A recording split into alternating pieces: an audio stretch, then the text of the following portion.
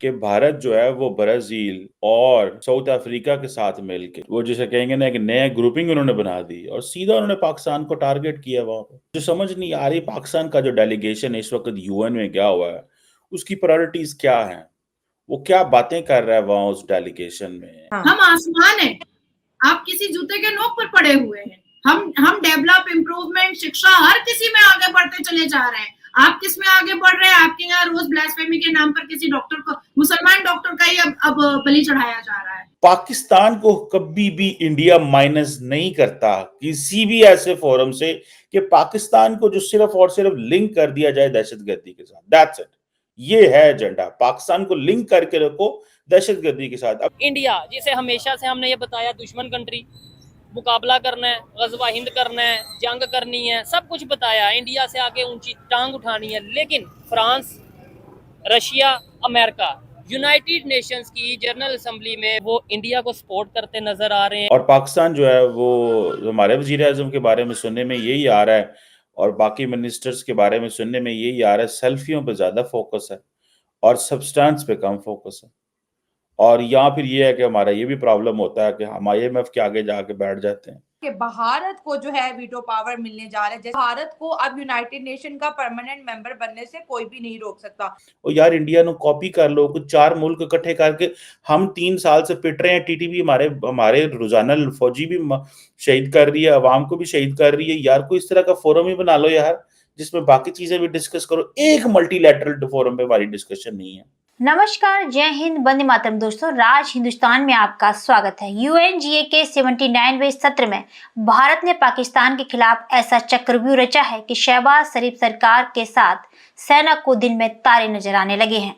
जी हाँ दोस्तों, Brazil, Bharat, south Africa ने IBSA नाम से आतंकवाद के खिलाफ एक नया ग्रुप तैयार किया है, जिसमें भारत, ब्राजील और दक्षिण अफ्रीका के विदेश मंत्रियों ने आतंकवाद के खिलाफ एकजुटता दिखाकर पाकिस्तान जैसे आतंकी फैक्ट्री चलाने वाले देशों के खिलाफ बड़ा शंखनाद किया है और कठोर ठोस कदम उठाने की बात क्या की, पाकिस्तान की नींद उड़ गई है। तो दोस्तों, आइए चलते हैं और देखते हैं कि पाकिस्तानी मीडिया का इस पर क्या कहना है। ज्वाइंट स्टेटमेंट जारी हुई है जो मिनिस्टर ऑफ फॉरेन अफेयर्स हैं उनकी तरफ से, और वो जो ज्वाइंट स्टेटमेंट है Brazil, Indian prime minister, south Africa, इनकी तरफ से, चाइना को उन्होंने बीच में नहीं डाला। ये सारे तकरीबन आप समझ लें, रशिया को भी नहीं डाला। ये सारे के सारे इसको उन्होंने IBSA का फोरम का नाम दिया। ठीक है जी। और ऐसी क्या चीज थी कि इंडिया चाहता था कि ये जो IBSA का फोरम बनना चाहिए, ये क्यों इंडिया ने ब्रिक्स के अंदर से इन तीनों को बाहर निकाला है, ब्राजील और साउथ अफ्रीका को। मैं गारंटी से कह सकता हूं कि पाकिस्तान का कोई वजीर आजम शायद पाकिस्तान की तारीख में भी कभी साउथ अफ्रीका नहीं गया। मैं इस चीज की शायद गारंटी ले सकता हूं। अब क्वेश्चन ये है कि ये उधर से आप देखें कि UK एंड फ्रांस वो कह रहे हैं जी कि इंडिया को परमानेंट सीट दी जाए। UK और फ्रांस ये कह रहे हैं इंडिया को परमानेंट सीट दें।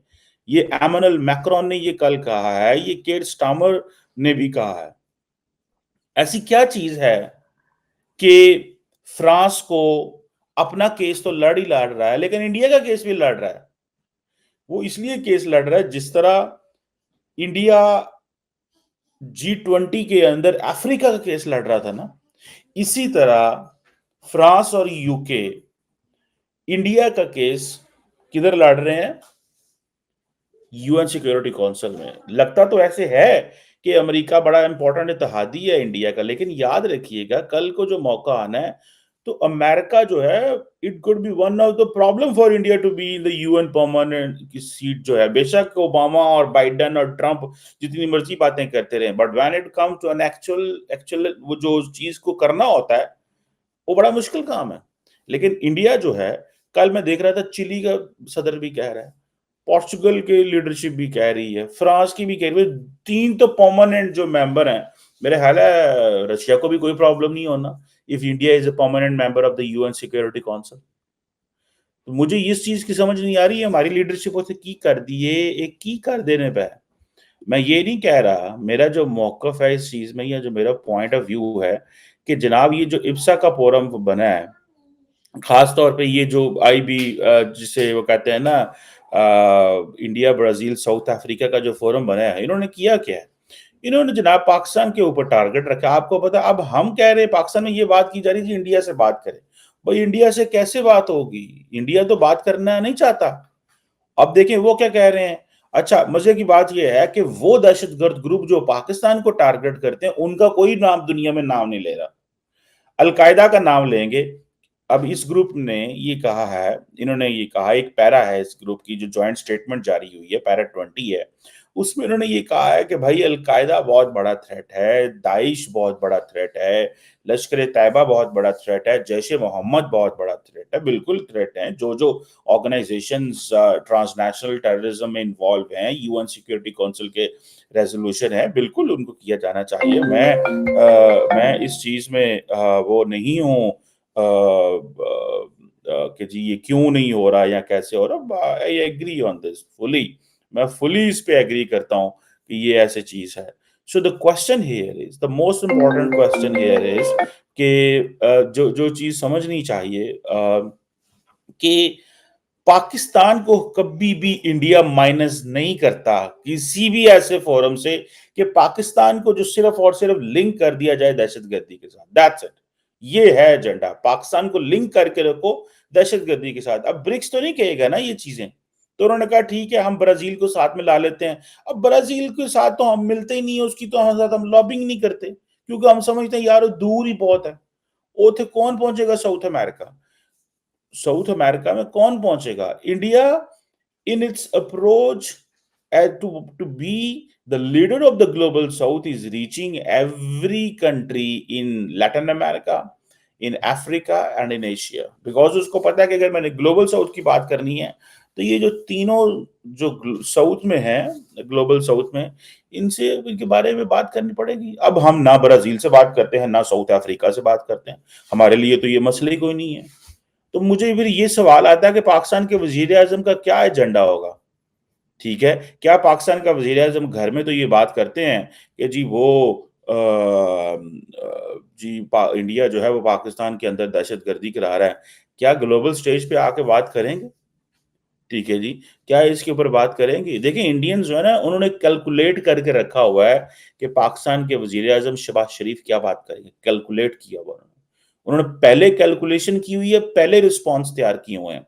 और आप देखें उनकी स्मार्टनेस क्या है। नरेंद्र मोदी आया 3 दिन, हाई लेवल सारे इवेंट करके चला गया, पीछे जयशंकर को छोड़ गया। हाँ जी भाईजान, सारा बंदोबस्त कर लेना जो तुम्हें नजर आ रहा है, देख लेना, ठीक है ना, तुम सारा कुछ कर लेना जो तुम्हें नजर आ रहा है। और साडा की साहब, हमारे लोगों ने क्या किया हुआ है? हमारे लोगों ने ये किया हुआ है, वजीर खारजा आया कोई नहीं, पॉलिटिकल है, प्राइम मिनिस्टर पॉलिटिकल है। मैं ये नहीं कहता कि पूरी दुनिया में, अगले दिन में मैं पाकिस्तान में किसी से बात कर रहा था, उन्होंने कहा जी एक फॉर्मर एम्बेसडर है, फॉरेन सेक्रेटरी से बात कर रहा था, उसने कहा यार ये जरूरी नहीं है पूरी दुनिया में पॉलिटिशियंस जो हैं वो फॉरेन मिनिस्टर होते हैं, कोई ऐसी बात नहीं है। मैंने कहा बात ऐसी नहीं है कि फॉरेन मिनिस्टर पॉलिटिशियंस होते हैं, बात ऐसी है कि बात कर रहे हैं कि नहीं कर रहे जो पाकिस्तान के इंटरेस्ट में है।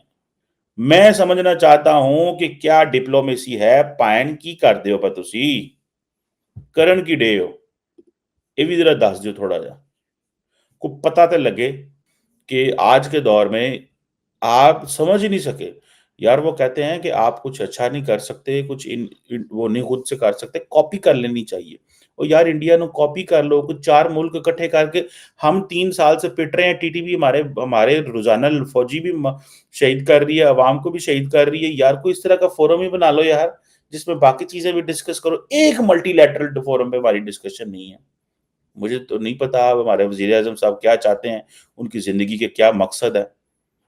मतलब फॉरेन ऑफिस भी कोई उस तरह काम करके नहीं बैठा हुआ, बताता ही नहीं है कि क्या करना चाहिए क्या नहीं करना चाहिए। फिर से लड़ सकते हैं, लेकिन जो खुद मर रहा है, जो खुद दाने दाने को तरस रहा है, जो खुद मतलब अपने आप में ही कि भाई हमारे पास बड़ा हम जज्बे वाली कौम है, हम चले जाएंगे, हम मार के आ जाएंगे, हम काट के आ जाएंगे, हम तो ला इलाहा पढ़ेंगे और सारे आर्मी ऑफिसर मर जाएंगे भारत के, हम तो जैसे ही बोलेंगे फिनारे जहन्नम, सारे काफिर मर करके उनकी लाश पड़ी रहेगी। अब आप बोलो ये तो कार्टून है ना, ये जो शब्दावली आप भी तो सुनती हैं, आपकी तो वो क्लिपिंग्स वायरल, अब तो वीटो पावर भी मिल चुका है, अब तो गौर तालाब कर करके हम यूएन को ही बता देंगे कि भैया हमको दे दो, हम अपना भगवा झंडा लहराना चाहते हैं, जय श्री राम बोलना चाहते हैं। और जितने ये अनपढ़ जाहिल गवार हैं जो कभी केएफसी को तोड़ने फोड़ने जाते हैं, कभी नारे तकबीर के नारे पर किसी का गला रेतते रहते हैं, हम इसको इंसान बनाएंगे, इंसान, एक अच्छा मनुष्य बनाने की कोशिश करें। तो दोस्तों, आपने देखा कि पाक मीडिया ने आज जिस तरीके से अपनी हुकूमत और पीएम को कटघरे में खड़ा किया है, उस पर आपका क्या कहना है, हमें कमेंट बॉक्स में जरूर बताएं। खबर अच्छी लगी तो लाइक और शेयर करना ना भूलें।